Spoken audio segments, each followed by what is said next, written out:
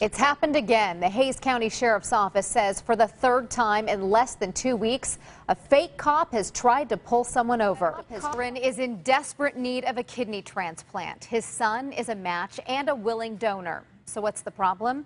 His family says the VA is giving them and other veterans the runaround. Then over the weekend, the offices of Texas Senator John Cornyn and Illinois Senator Mark Kirk notified Fox 7 they had introduced the Veterans Transplant Act of 2016 to clarify the choice program. Tonight, we are learning more about the victim and the student charged with his murder. Thanks for joining us tonight. I'm Rebecca Thomas. Do you think police departments are doing enough to make sure their officers are not suffering from depression or PTSD? Are they addressing it as well as they could be? The man accused of shooting a San Antonio police officer to death on Sunday got married just hours after the ambush-style attack. Hundreds of people are taking to the streets tonight, protesting last night's deadly officer-involved shooting. South by Southwest has taken over the downtown area for almost a week now, but the music festival is just getting started. If you step outside today, you can't complain about the weather, Chelsea. It is absolutely gorgeous. I know. Mayor, in your letter, you said that the way these ICE raids are being carried out are overly broad and making our community less safe. Will you expand on that and give us some examples? Well, we had showers and storms around this time yesterday. Are more on the way tonight. Chief Meteorologist Scott Fisher is in the Weather Center with a first look at your forecast. Hey, Scott. He grabbed him by the shoulder and stuck the knife in his back. So then I turned around and started running away because I realized he was just attacking random people. Tonight at 9, a stabbing attack on the UT campus. 1 student is dead and 3 others injured. Police say the suspect is one of their own, a fellow Longhorn. We have team coverage tonight, and a witness joins us live in studio to describe everything she saw as it unfolded. Fox 7 News at 9 starts right now. Live and local. This is Fox 7 Austin News at 9. Good evening, I'm Rebecca Thomas. And I'm Mike Warren. A UT student is dead tonight, the victim of a stabbing attack on campus today. 3 other students, all men, were also attacked with a large hunting knife, and police say the suspect is a fellow student. Fox 7's Ashley Paredes is joining us live tonight from the UT campus with the very latest. Ashley, well, UT officials offered words of encouragement shortly after news of this stabbing broke. The UT Police Department and APD both assured the UT community they are working to find out the suspect's motive. Fox 7's Bridget Spencer joins us live from UTPD with more on that. Bridget. Bridget, we have heard reports that some students were upset that they weren't notified sooner about the attack. What can you tell us about that? Many of the students who witnessed today's stabbings didn't think what they were seeing was real. A UT freshman says people were in shock. Joining us live in the studio is UT student Rachel Pritchett. Rachel is a freshman. She witnessed one of the stabbings today. And Rachel, thank you for being here. No problem. Rachel, I know it must be hard for you, but tell us what you saw. This is a shocking, horrific thing to happen anywhere. How are you doing? How are your friends doing, fellow students that may have witnessed this or are dealing with this tragedy? Rachel Pritchett, again, we thank you for coming in and talking about something that is obviously very difficult. You take care. Tonight at 9, it was a victory lap for President Trump at the White House today. With a final executive shove, his health care bill finally passed the finish line in the House. But will it make it through the Senate? Democrats in the Texas legislature calling on the governor and state leaders to help push several bills reforming law enforcement standards. We'll speak with one lawmaker and get his take straight ahead. And growing in Austin, DPS has given the okay for 3 companies to become licensed medical marijuana growers in Texas. And at least one of those will be located right here in the capital city. Fox 7 News at 9 starts right now. Live and local. This is Fox 7 Austin News at 9. Good evening and thanks for joining us. Tonight we are getting a closer look at the $720 million mobility bond voters approved back in November. The NTSB has released its preliminary report on the deadly church bus crash that happened near Concan on March 29th. We are also learning more about what happened on the road just minutes before the collision. The Texas legislature has passed a ban on so-called sanctuary cities. It allows police officers to ask about a person's immigration status and threatens sheriffs and police chiefs with jail time if they don't work with federal authorities. Governor Abbott has pledged to sign the bill into law quickly. The Senate passed that bill yesterday despite objections from Democrats who call it a show me your papers measure that will be used to discriminate against Latinos.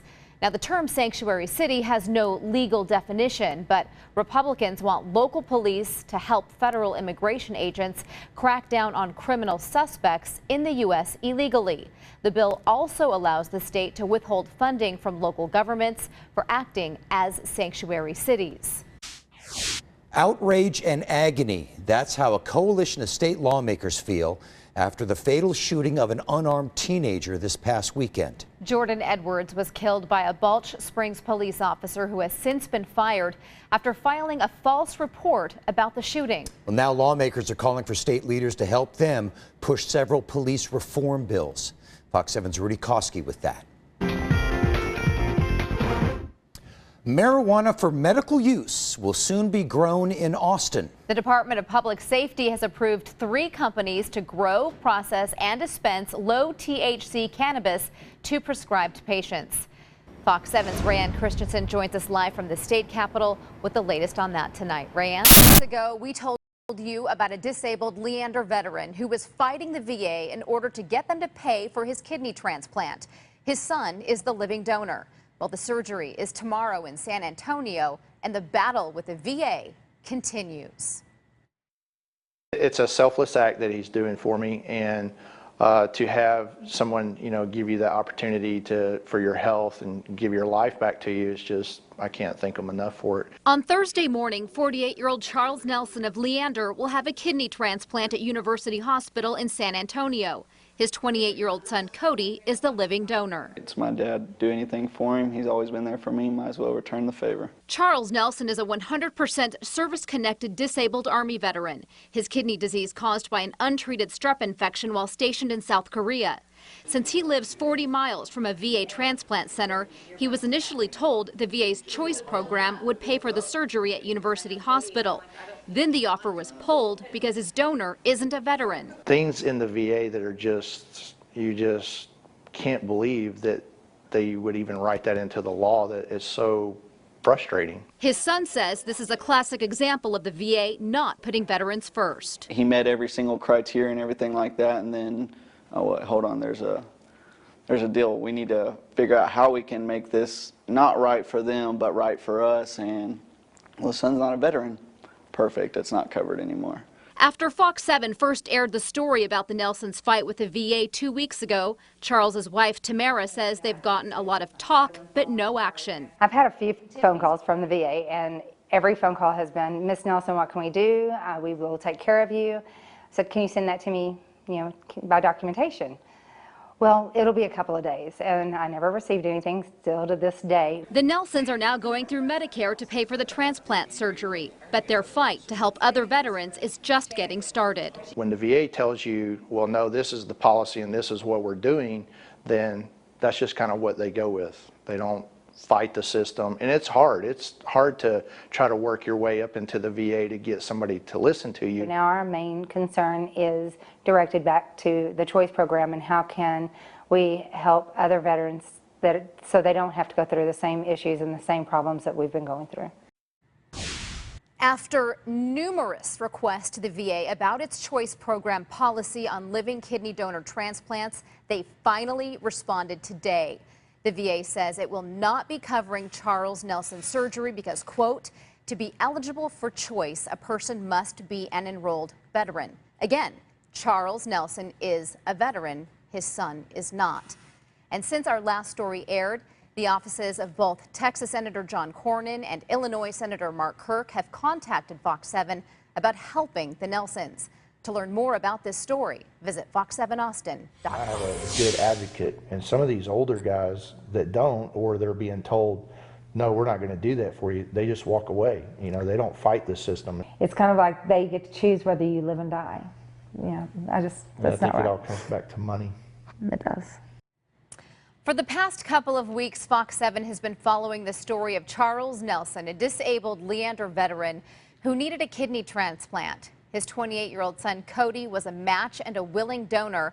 Initially, the VA told them the Choice program would pay for the surgery at University Hospital in San Antonio because Charles Nelson lives more than 40 miles from a VA transplant center. Then about a month ago, the VA told him the Choice program would not cover the surgery because the donor isn't a veteran. So Nelson ended up going through Medicare.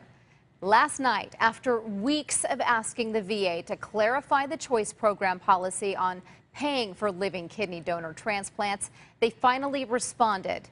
In an email, the VA said it would not pay for Nelson's surgery because, quote, to be eligible for Choice, a person must be an enrolled veteran. Again, Charles Nelson is an enrolled veteran. His son is not. They then sent me a link to the Veterans Access, Choice, and Accountability Act of 2014, and nowhere in that bill does it say anything about denying coverage for living kidney donor transplants if the donor isn't a veteran. So today, I called up the House Committee on Veterans Affairs in D.C., the committee that wrote that bill, and they agree with those findings and the Nelsons. U.S. Representative Jeff Miller, who serves as the chairman of the House Committee on Veteran Affairs, says what the VA did was wrong. Miller says, quote, it seems as if VA has created a technicality that doesn't exist, as basic common sense dictates that in cases of transplants, the donor's medical care is an essential part of the procedure. That's why we have brought this issue to the attention of officials at VA headquarters in Washington with a request for them to clarify this policy and make the veteran whole as soon as possible. The Choice program was created for the express purpose of expanding medical care access for veterans in need. Attempts to use the program as an excuse to deny veterans care are wrong and contrary to the spirit of the law. And you can count on Fox 7 to stay on top of this and let you know how the VA responds to this directive about the Choice program. And we're going to continue to examine the VA on the Fox 7 Care Force next week. We're going to scrutinize how they have operated since the 2014 waiting list scandal and the legislation to reform that because of that. Now, we also have some good news tonight. The Nelson's transplant surgery began late this morning. It wrapped up this afternoon. Charles's wife, Tamaris, sent us these pictures right before father and son were wheeled off to the operating rooms. She says the surgery went well, and both men are in good spirits. And of course, we wish Charles and Cody speedy recoveries. Certainly do. Fox 7 continues to follow up on the VA's denial of coverage for a Leander veteran's kidney transplant. The VA told the Nelson family the Choice program wouldn't cover the surgery because the living donor is not a veteran. Charles Nelson got his kidney from his son last Thursday, but had to go through Medicare in order to pay for the surgery.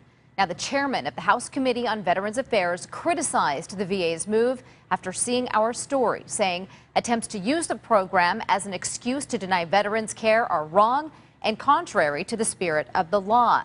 Then over the weekend, the offices of Texas Senator John Cornyn and Illinois Senator Mark Kirk notified Fox 7 they had introduced the Veterans Transplant Act of 2016 to clarify the Choice program. The bill authorizes the VA secretary to provide veterans coverage for living donor transplant procedures at any facility if they qualify for the Choice program.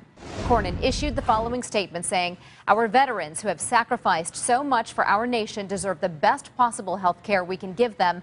But unfortunately, the VA bureaucracy is not doing everything they can to help those who need life-saving transplant procedures. I thank Senator Kirk for his leadership on this issue, and I hope we can pass this bill to help veterans in Texas and across the nation cut through the red tape and receive quality, life-changing care.